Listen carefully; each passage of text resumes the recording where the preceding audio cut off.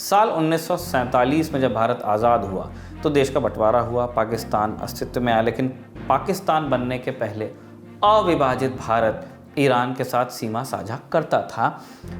आज़ादी मिली, बंटवारा हो गया और साल 1950 में पहली बार भारत और ईरान के बीच राजनयिक स्तर का समझौता हुआ। वैसे आप दोनों देशों की हिस्ट्री में जाएंगे तो हज़ारों साल से हिंदुस्तान और ईरान के बीच में ट्रेड रहा है। ये हम मॉडर्न टाइम्स के बारे में बता रहे हैं आपको, आज़ाद भारत में क्या हुआ। दोनों देशों के दूतावास खुलेंगे और राजदूतों का आना जाना होगा। ये सब तय हुआ 1950 में।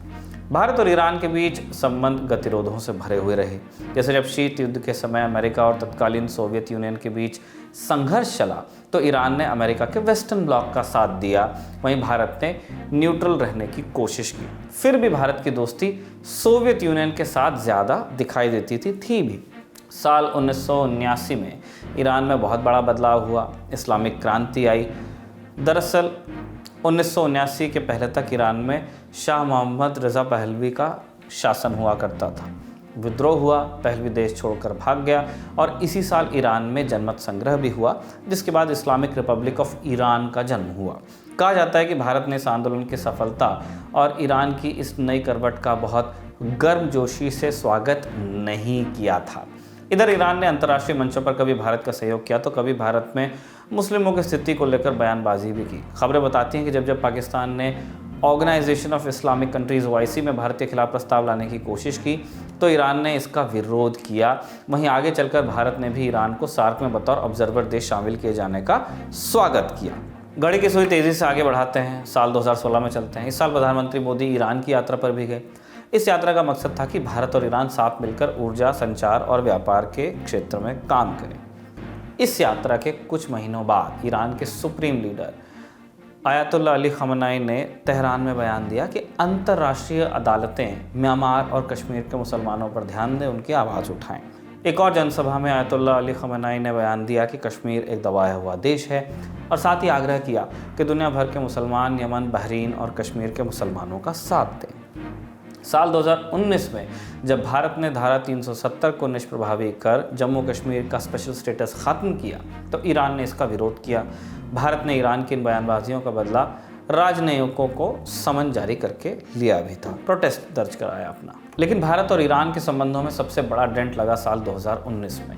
इस डेंट की कहानी शुरू हुई थी 2015 में। इस साल ईरान ने 6 अन्य देशों यानी चीन, फ्रांस, रूस, UK, अमेरिका और जर्मनी के साथ मिलकर joint comprehensive plan of action पर काम करना शुरू किया। इसे ईरान न्यूक्लियर डील भी कहा गया, US ईरान।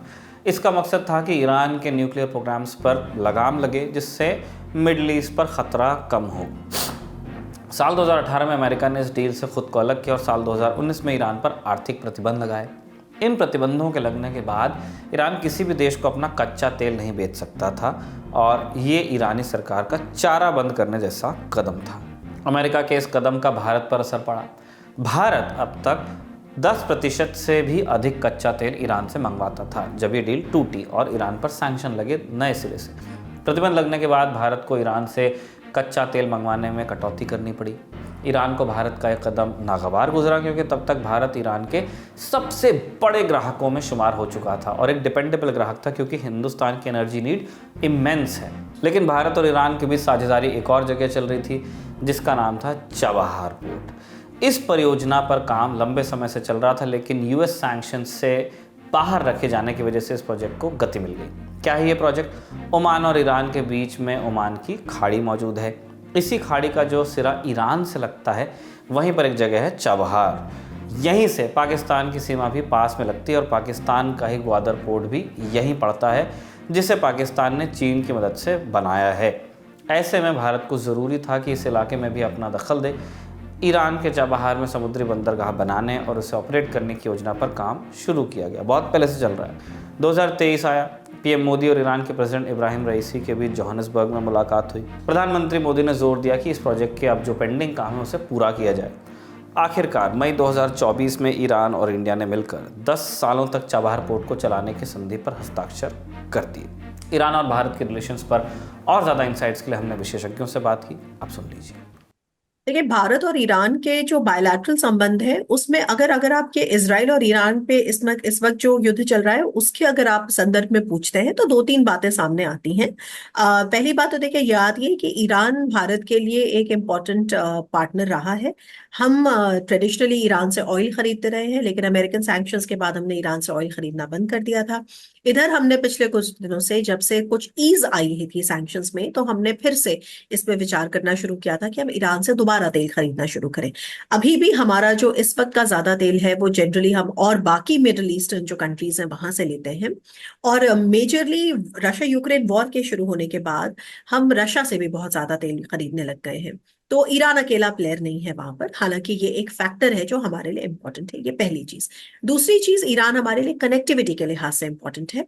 और अगर आपने चाबहार का नाम लिया, चाबहार पोर्ट तो है ही जहाँ पे भारत ने इन्वेस्टमेंट काफी कर रखा है चाबहार में। उसके अलावा जो हमारा नॉर्थ साउथ मैरीटाइम कॉरिडोर है, वो भी अगर आप देखें तो उसमें भी ईरान एक इम्पॉर्टेंट प्लेयर है अपार्ट फ्रॉम रशिया। और उसके अलावा कुछ उसमें कॉकेशियन प्लेयर्स भी हैं, कुछ सेंट्रल एशियन प्लेयर्स भी हैं। कॉकेशियन प्लेयर्स में आर्मेनिया है, अजरबैजान है। तो ये हमारे जो कुछ फैक्टर्स हैं जिनकी वजह से ईरान हमारे लिए इम्पोर्टेंट है। अब आपको पता है कि ईरान जो है वो इधर एससीओ का भी मेंबर बन रहा है। ब्रिक्स में भी ईरान के आने की चर्चाएं होती हैं। तो आपको मालूम है कि इंडिया का जो एक मल्टीपोलर विजन है उसमें ईरान के साथ संबंधों का एक अपना लॉजिक है। आप अगर मुझसे कहें कि आज के संदर्भ में ये लॉजिक अफेक्टेड हो रहा है या नहीं, देखिए, भारत के संदर्भ से ये जो युद्ध है ये रीजनल ही रहे, ज्यादा बड़े लेवल पे ना हो, ऑल आउट वॉर ना हो। ऑफ कोर्स ये भारत के हित में है, क्योंकि जैसे मैंने कहा कि भारत के एक कनेक्टिविटी से रिलेटेड इंटरेस्ट हैं ईरान के साथ, भारत के पोर्ट से रिलेटेड इंटरेस्ट हैं। भारत का अल्टीमेटली आईएनएसटीसी को चाबहार से भी कनेक्ट करना चाहता है। लेकिन भारत की इसमें जो भूमिका है वो बहुत कम है, क्योंकि भारत के, अगर आप मिडिल ईस्ट जो, अगर आप पूरा रीजन देखते हैं तो भारत वहां पे एक मल्टी अलाइनमेंट की पॉलिसी बना के रखता है। और भारत के वहां पे चाहे सऊदी अरेबिया हो चाहे यूएई, सबसे इंपॉर्टेंट पार्टनर तो हमारा वहाँ यूएई है। इसराइल के साथ भी फिर हमारे अच्छे रिश्ते हैं। तो हम एक बेसिकली मल्टी अलाइंड हमारी पॉलिसी है।